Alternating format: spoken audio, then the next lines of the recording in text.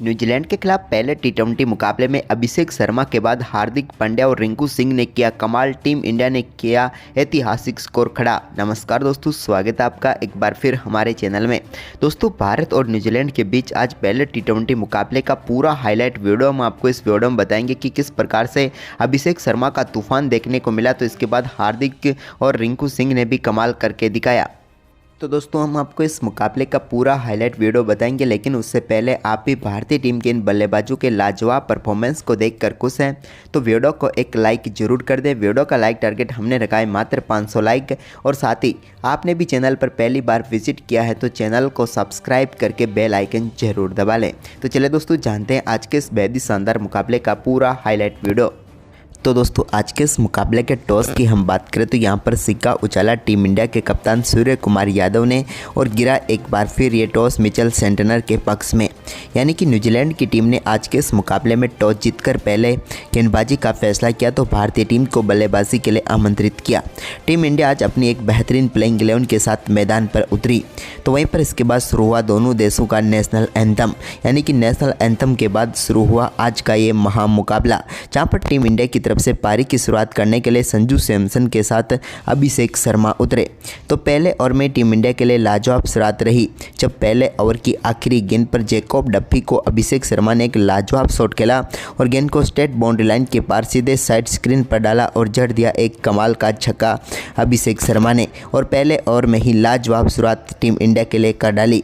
इसके बाद दूसरे ओवर की पहली गेंद का सामना कर रहे संजू सैमसन ने काइल जेमसन की गेंद को बेहतरीन तरीके से बिहाइंड द स्क्वायर 4 रनों के लिए बाउंड्री लाइन के पार भेज दिया और जड़ दिया एक और लाजवाब चौका इन्होंने भी बेहतरीन तरीके से।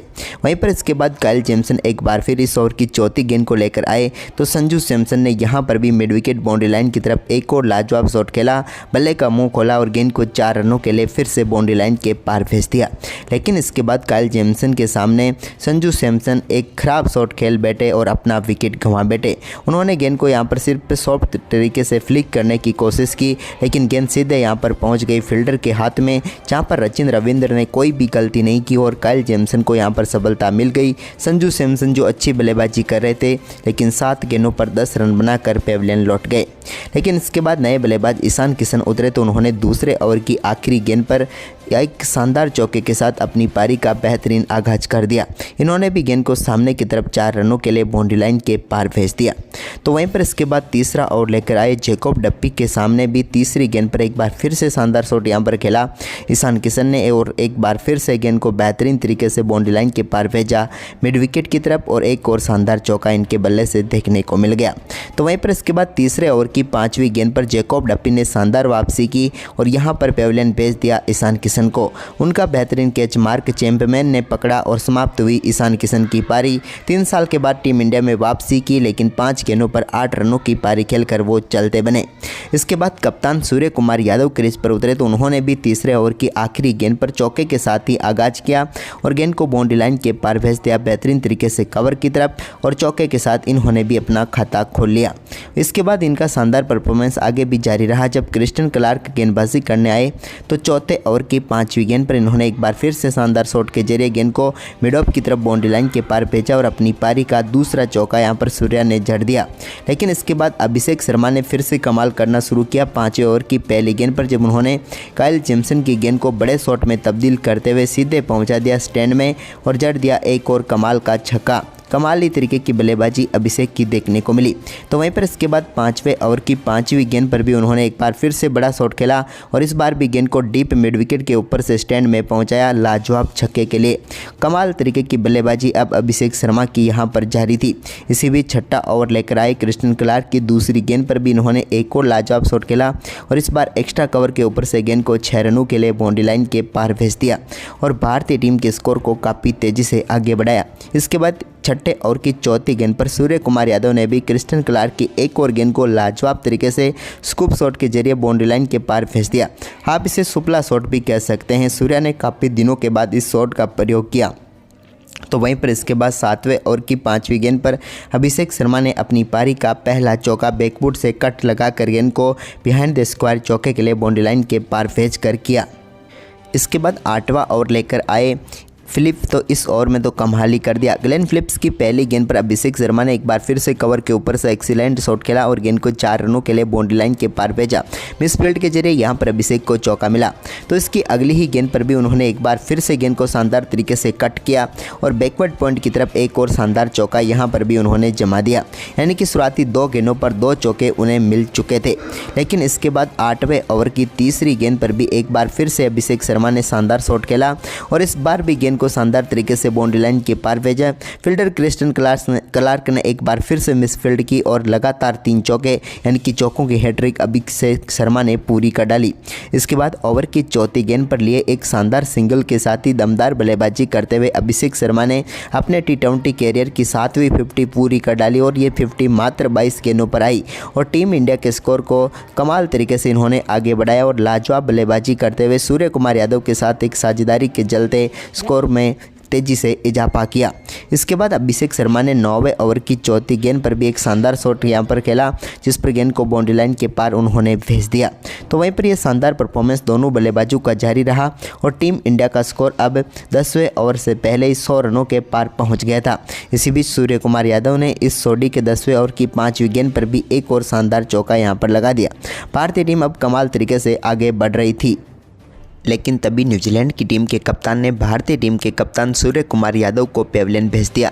सूर्य एक खराब शॉट खेल बैठे और लॉन्ग ऑन पर खड़े टिम रॉबिन्सन ने शानदार कैच पकड़ा और भारतीय टीम को एक और करारा झटका कप्तान के रूप में लग गया। सूर्य कुमार यादव की हम बात करें तो 22 गेंदों का सामना करने के बाद 32 रनों की पारी खेलकर वो पेविलियन लौट गए।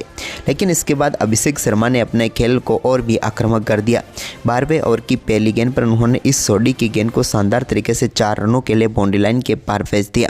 तो वहीं पर इसी ओवर की दूसरी गेंद पर भी उन्होंने एक और लाजवाब शॉट खेला और लॉन्ग ऑफ के ऊपर से गेंद को 6 रनों के लिए बाउंड्री लाइन के पार भेज दिया।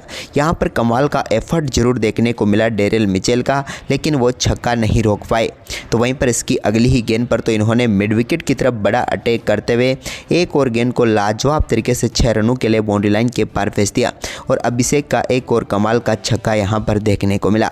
लेकिन इसके बाद अभिषेक शर्मा की यह पारी 12वें ओवर की आखिरी गेंद पर समाप्त हुई जब वो एक और बड़ा शॉट खेलने के लिए गए, लेकिन इस बार गेंद बल्ले पर सही से आई नहीं और सीधे पहुंच गई यहां पर जेमिसन के हाथों में, जिन्होंने लाजवाब कैच पकड़ते हुए पेविलियन भेज दिया अभिषेक शर्मा को। इस सोडी ने यहां पर सफलता प्राप्त की और 35 गेंदों पर 84 रनों की तूफानी पारी खेलकर वो पेविलियन लौटे। इसके बाद 14वें ओवर की पहली गेंद पर हार्दिक पांड्या ने एक और शानदार शॉट के जरिए गेंद को 4 रनों के लिए बाउंड्री लाइन के पार भेज दिया।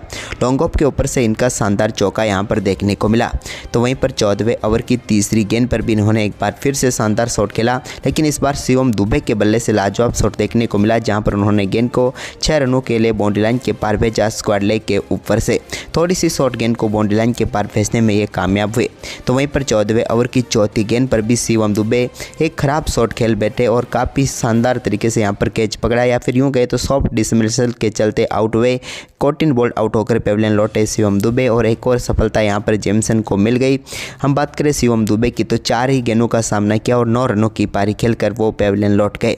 इसके बाद 15वें ओवर की दूसरी गेंद पर हार्दिक पांड्या ने एक और शानदार शॉट खेला और गेंद को 4 रनों के लिए बाउंड्री लाइन के पार भेजा कवर के ऊपर से और मिचेल सेंटनर को एक और शानदार चौका यहाँ पर हार्दिक ने झड़ दिया। इसके बाद 15वें ओवर की तीसरी गेंद पर भी उनके बल्ले से एक और लाजवाब शॉट देखने को मिला। इस बार गेंद को सीधे मैक्सिमम के लिए बाउंड्री लाइन के पार भेजा और एक और लाजवाब छक्का यहाँ पर जड़ दिया हार्दिक पांड्या ने और टीम इंडिया अब कमाली तरीके से आगे बढ़ती हुई नजर आ रही थी। यानी कि एक के बाद एक कमाल के शॉट यहाँ पर टीम इंडिया के बल्लेबाज लगा रहे थे। वहीं पर इसके बाद दोस्तों हार्दिक पांड्या ने यहां पर 16वें ओवर की चौथी गेंद पर जैकब डफी के सामने एक बड़ा शॉट खेलने की कोशिश की, लेकिन बाउंड्री लाइन के ऊपर वो अपना विकेट गंवा बैठे। मार्क चैंपमैन ने एक और शानदार कैच पकड़ा और हार्दिक पांड्या 16 गेंदों का सामना करने के बाद 25 रनों की पारी खेलकर पेविलियन लौट गए।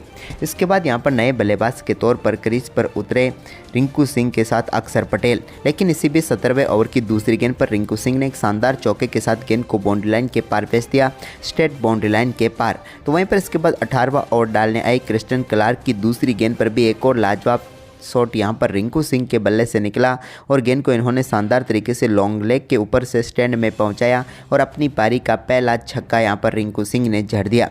लेकिन इसी बीच रिंकू सिंह ने 18वें ओवर की तीसरी गेंद पर भी एक और शानदार कट शॉट खेला, जिसके चलते गेंद को बाउंड्री लाइन के पार भेजते हुए एक और लाजवाब चौका यहां पर इन्होंने जड़ दिया।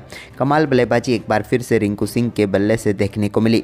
लेकिन इसी बीच 18वें ओवर की 5वीं गेंद पर क्रिस्टन क्लार्क की गेंद पर अक्षर पटेल बड़ा शॉट खेलने के लिए गए, हालांकि उन्होंने पूरा जोर नहीं लगाया, जिसके चलते बाउंड्री लाइन के ऊपर डेरियल मिचेल ने शानदार कैच पकड़ा। अक्षर पटेल 5 गेंदों का सामना करने के बाद 5 ही रन बनाकर पेविलियन लौट गए। इसके बाद यहां पर 19वें ओवर की 5वीं गेंद पर जैकब डप्पी के सामने एक शानदार शॉट खेलने में कामयाब हुए अर्शदीप सिंह, जब उन्होंने गेंद को यहां पर मिड ऑफ के ऊपर से 4 रनों के लिए बाउंड्री लाइन के पार भेजा। यह भी शानदार शॉट था, लेकिन इस ओवर में सिर्फ एक ही चौका आया। इसके बाद शुरू हुआ 20वां व आखिरी ओवर। तो इस ओवर की पहली गेंद पर रिंकू सिंह ने बड़ा शॉट खेला डेरियल मिचेल की गेंद पर और पहली गेंद पर उनके बल्ले से शानदार छक्का देखने को मिला, जो कि गेंद को सीधे स्टैंड तक पहुंचाने का काम रिंकू ने कर दिया। इसके बाद ओवर की दूसरी गेंद पर भी एक बार फिर से उन्होंने बड़ा शॉट खेला और एक बार फिर से लाजवाब शॉट के जरिए गेंद को एक बार फिर से 6 रनों के लिए बाउंड्री लाइन के पार भेज दिया। यानी कि 2 गेंदों पर 2 छक्के रिंकू सिंह के बल्ले से देखने को मिले। इसके बाद ओवर की चौथी गेंद पर भी उन्होंने शानदार तरीके से गेंद को फिर से फाइन लेग की तरफ खेलने में कामयाब हुए और एक और शानदार चौका यहां पर जड़ दिया। यह ओवर पूरी तरीके से टीम इंडिया की तरफ अब जाता हुआ नजर आ रहा था। इसके बाद यहां पर 20वें ओवर की आखिरी गेंद पर भी उन्होंने एक और पुल शॉट खेला और गेंद को 4 रनों के लिए बाउंड्री लाइन के पार भेजा और 20वें ओवर में शानदार बल्लेबाजी की, जिसके चलते 238 रनों तक टीम इंडिया पहुंची। रिंकू सिंह ने सिर्फ 20 गेंदों पर 44 रनों की पारी खेल डाली और भारतीय टीम ने न्यूजीलैंड की टीम के सामने 239 रनों का विशाल लक्ष्य यहां पर रखा।